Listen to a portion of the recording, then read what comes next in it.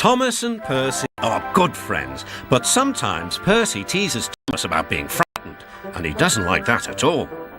One evening he was dozing happily in the shed, but Percy wanted to talk. "Wake up, Thomas. Are you dreaming about the time you thought I was a ghost?" "Certainly not. Anyway, I was only pretending to be scared. I knew it was you, really." Percy went on teasing him. "I hope the guard leaves the light on for you tonight." "Why?" asked Thomas. "I quite like the dark." "Oh, really?" exclaimed Percy. "I am surprised. I'd always thought you were afraid of the dark. I wonder why." Thomas decided to say nothing and went to sleep instead. Next day, the Fat Controller arrived. "I would like you to go to the harbour tonight to collect something rather unusual." "What sort of something?" "Wait and see." Percy was moving trucks into a siding. Henry arrived with his goods train. The signalman switched the points and Percy waited on the siding until Henry had steamed by. Then there was trouble. "The points are jammed," called the signalman. "I can't switch them back. The workmen will mend them in the morning. It's too late now." Said Percy's driver. "I'm sorry, Percy, but you will have to stay here for the night." "Where are you going?" asked Percy. "Home for tea," replied the fireman. Percy was speechless. He watched as the other engines went home to the shed. Night time came and Percy began to feel very lonely. "Oh dear," he murmured, "it's very dark." Oh, what's that?" It was only an owl, but Percy didn't realise this. "I wish Thomas was here too," he sighed.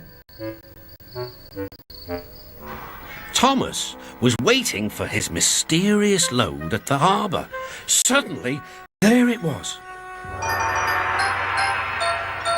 "Cinders and ashes," cried Thomas. "It's a dragon." "Don't worry," laughed his driver. "This dragon is made of paper. It's for the carnival tomorrow." Workmen lifted the dragon onto Thomas's low loader and put lights all around it for protection. Then Thomas set off into the misty night. Percy was asleep in his sidings and had no idea that Thomas was approaching him.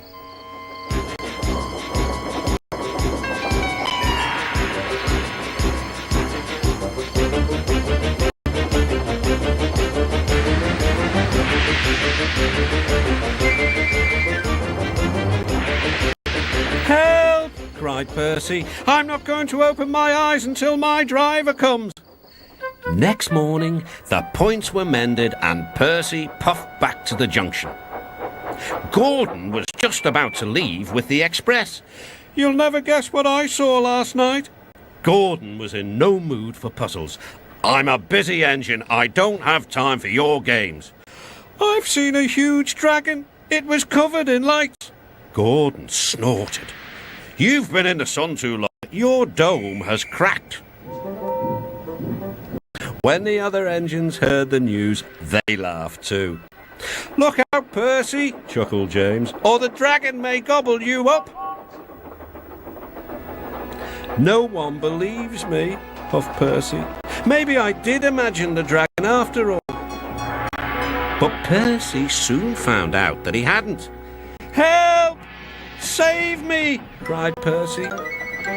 "It's all right," whistled Thomas, and he explained about the carnival. "By the way, how was your night out?" Percy decided to tell Thomas the truth. "Well, Percy," said Thomas, "maybe we do get scared sometimes, but if we're not afraid to tell each other, then that means we're quite brave too."